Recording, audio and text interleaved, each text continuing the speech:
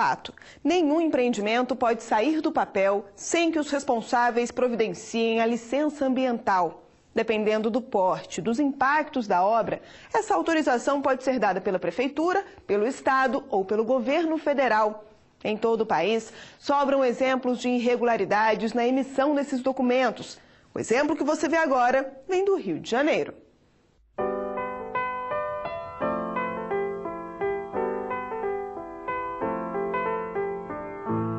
O Cristo, o Pão de Açúcar e os bondinhos em um mesmo quadro. A orla de Niterói tem uma vista completa das belezas do Rio. Um ponto privilegiado e que ficou ainda mais valorizado depois que a Prefeitura ampliou o calçadão, reformou os bancos e criou esse espaço reservado aos quiosques. As mudanças aconteceram em 2009 e logo atraíram frequentadores fiéis.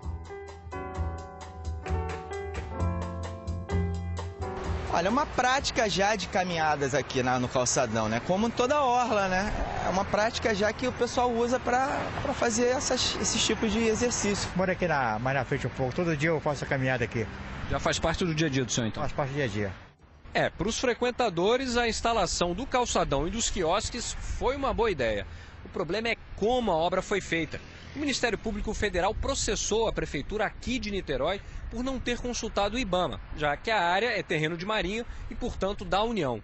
A obra ainda levantou outra grande polêmica. As secretarias municipais de meio ambiente estão preparadas para emitir licença ambiental? No caso da Praia de Caraí, a Prefeitura de Niterói se baseou em um convênio assinado com o governo do estado do Rio que transfere para o município a responsabilidade de licenciar as obras que provocam apenas impactos locais. É a Política Nacional de Descentralização do Licenciamento, explica este especialista. Até alguns anos atrás, o licenciamento era todo do órgão federal, era o IBAMA quem licenciava.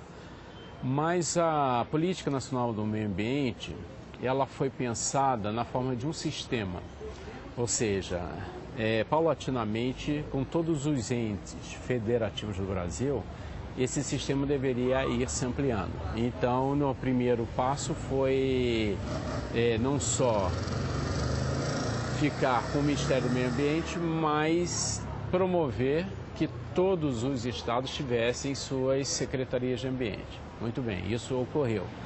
Um segundo passo foi promover que todos os municípios viessem a ter as suas secretarias específicas. Mas a descentralização previa obrigações e impunha limites a todos os entes. No caso do convênio assinado pelo município de Niterói, algumas exigências foram incluídas no acordo. A Prefeitura, por exemplo, deveria montar uma estrutura que incluía a contratação de técnicos habilitados para fiscalizar e analisar os pedidos de licenciamento. Também era preciso já ter implantado o Conselho e o Fundo Municipal de Meio Ambiente. O Conselho é um órgão consultivo que estabelece as diretrizes da política ambiental da cidade. Como nenhum desses requisitos haviam sido cumpridos na época da assinatura do acordo, a Justiça Federal chegou a proibir a Prefeitura de emitir novas licenças enquanto o problema não fosse resolvido. O atual secretário de Meio Ambiente de Niterói reconhece que o município não estava preparado.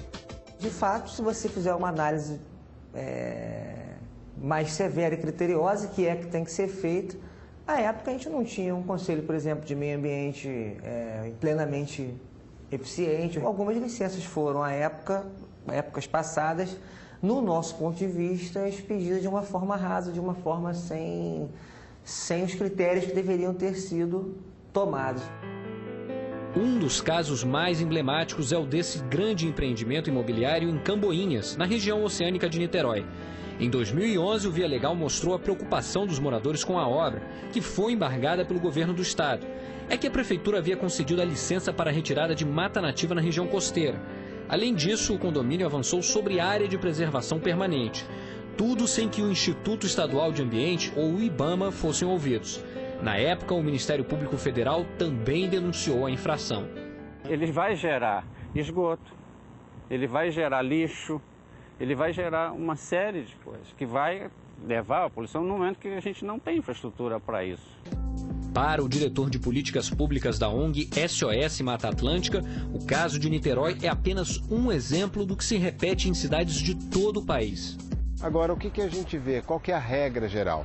Da mesma forma que Brasília, com o IBAMA, com os órgãos federais, não tem estrutura, porque o orçamento desses órgãos são muito pequenos, né? Então você acaba prejudicando o licenciamento, as demandas são cada vez mais crescentes, mas não tem estrutura. Nos estados a mesma coisa e nos municípios nós estamos vendo isso se reproduzir. Mas o ambientalista discorda do argumento de que faltam técnicos habilitados para executar a Política Nacional de Meio Ambiente. Os técnicos estão disponíveis. O que você tem de biólogos, o que você tem de geógrafos, o que você tem de agrônomos, de engenheiros florestais, você tem químicos, todas as áreas você tem gente ligada aí com a questão de arquitetura, engenheiros. O que nós não temos é vontade política. Com a instalação do Conselho Local de Meio Ambiente e a publicação da Lei Complementar 140, que regulamentou a competência dos municípios para emitir licença ambiental, o secretário de Niterói explica que a Prefeitura recuperou o direito de autorizar novos empreendimentos. Ele acredita que houve avanços, apesar de a Secretaria ter apenas 25 técnicos responsáveis por analisar todos os pedidos de licenciamento. E haja disposição. 15 novos processos chegam todos os dias à Secretaria. A gente aumentou bastante o número de técnicos para análise processual e vistoria, como fiscalização.